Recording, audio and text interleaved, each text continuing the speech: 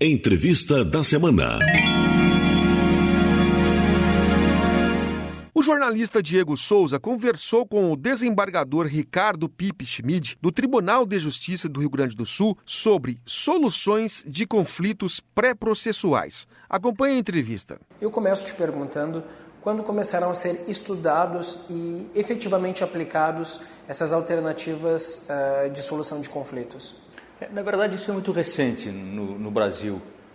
Nós poderíamos demarcar assim, um momento importante desses métodos alternativos de solução de conflitos, que foi a criação dos velhos juizados de pequenas causas. Isso surgiu de forma no Rio Grande do Sul na década de 80, aproximadamente no início da década de 80. Os juízes do Rio Grande do Sul, verificando que havia uma enorme dificuldade de acesso às pessoas mais carentes em relação ao sistema de justiça, resolveram tentar aplicar aqui os métodos americanos de pequenas causas. E a partir daí, com uma experiência inicialmente na comarca de Rio Grande, depois em algumas outras comarcas, se começou isso de forma absolutamente voluntária. À noite, abriam-se os fóruns, o juiz ia fazer a supervisão, advogados serviam de conciliadores, árbitros conciliadores, né, faziam aquela mediação, e os servidores iam para atender as pessoas, mas era tudo sem papel. As pessoas faziam as suas reclamações, chamavam a parte contrária através de uma cartinha, convite, e as pessoas vinham e achavam solução para esses problemas. No início foi algo fantástico, porque a sociedade estava tão carente de um lugar para tentar achar solução para os conflitos de forma rápida e barata, que a coisa funcionou muito bem. O senhor poderia pontuar o que pode ser feito para que as pessoas passem a adotar ainda mais esses métodos alternativos de solução de conflitos? Na verdade, nós temos uma cultura do litígio, né?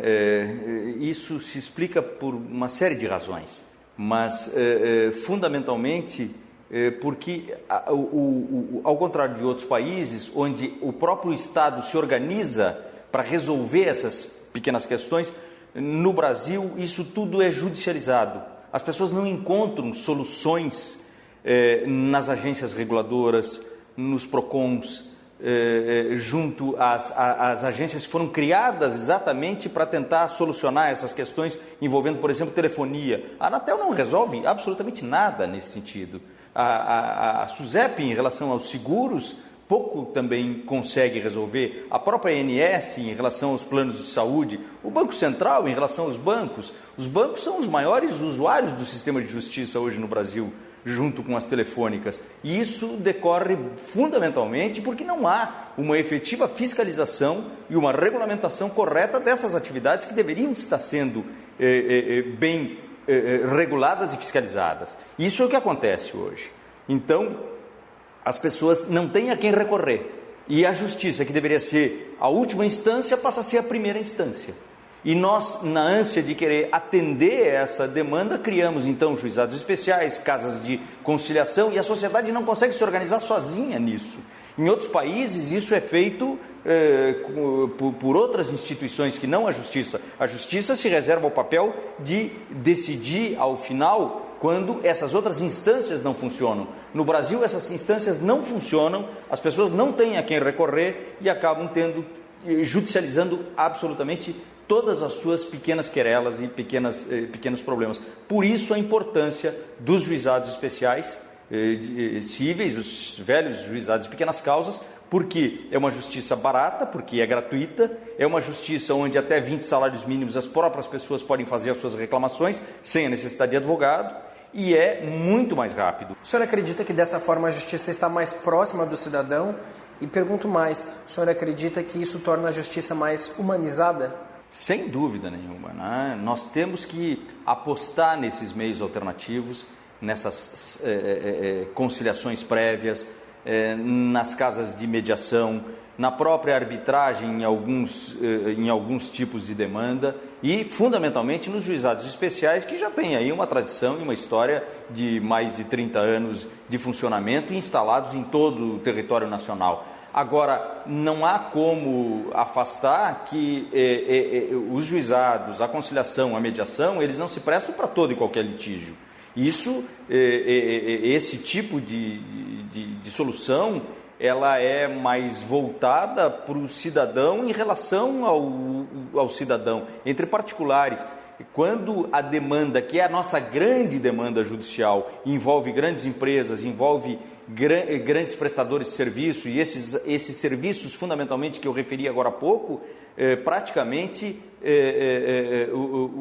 não se encontra espaço de solução consensual, porque essas grandes empresas estão organizadas em grandes escritórios de advocacia para exatamente levar essas demandas até uma solução final de autoridade, com uma decisão judicial, com recursos e o sistema de justiça, enfim.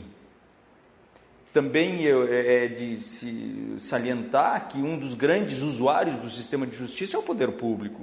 O poder público hoje tem uma parcela considerável da demanda que aí está, e em relação ao poder público não há conciliação. Então, isso tudo é que gera uma demanda excessiva que hoje, no Brasil todo, corresponde a 100 milhões de processos. Quer dizer, isso é impensável em outro país. 100 milhões de processos. Claro que esses processos envolvem, por exemplo, executivos fiscais, que é uma parte considerável disso, e muito dessa demanda decorre exatamente dessas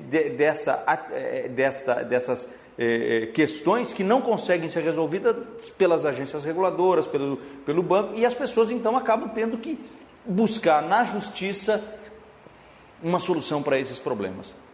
Então o senhor acredita que realmente nem todas as áreas do direito podem aplicar essa mediação de conflitos?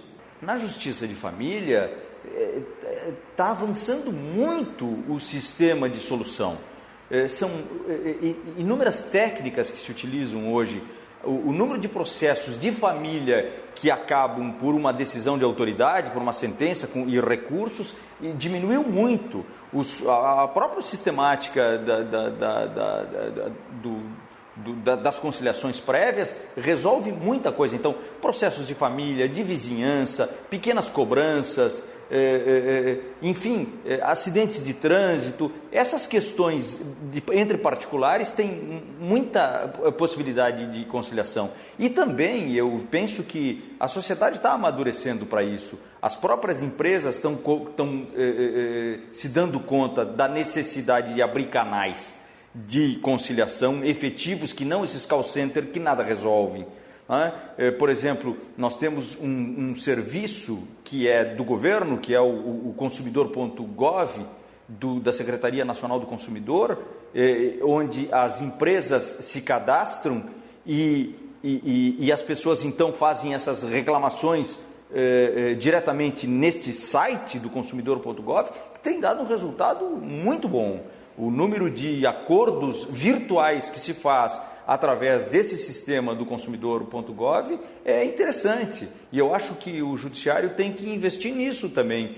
O próprio Tribunal de Justiça do Rio Grande do Sul fez um convênio com o Ministério da Justiça, através da Secretaria do Consumidor, exatamente para viabilizar que as pessoas que vão buscar formular um pedido no judiciário são orientadas. Olha, faz uma tentativa de tentar achar uma solução através desse site e tal, que tem dado solução. E, de fato, muitas pessoas conhecidas até informam, olha, o negócio funciona e funciona bem. É esse tipo de alternativa que nós temos que buscar, extrajudicial também.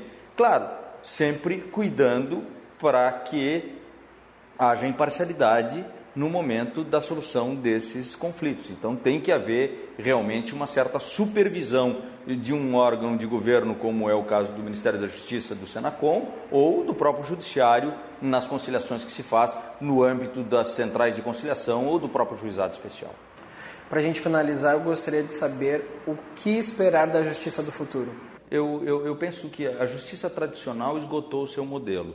Nós estamos num momento em que as estruturas dos judiciários não conseguem mais crescer na mesma proporção que cresce o número de advogados, a própria população e, fundamentalmente, o número de litígios.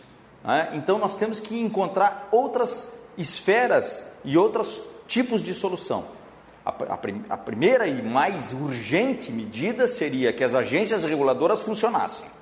Se isso acontecesse, nós já reduziríamos em muito a demanda judicial. Segundo lugar, que o poder público cumprisse a legislação naquelas situações em que a gente vê muito isso, um governo termina e deixa para o governo subsequente uma série de atos e de benefícios aprovados em favor de servidores e depois não cumpre. E aí tudo isso vem a juízo por os servidores buscarem ou uma questão tributária mal organizada em relação a isso, ou a própria cobrança das dívidas fiscais que não tem nenhuma eficiência, né? E tudo acaba no judiciário. Então esse é um aspecto.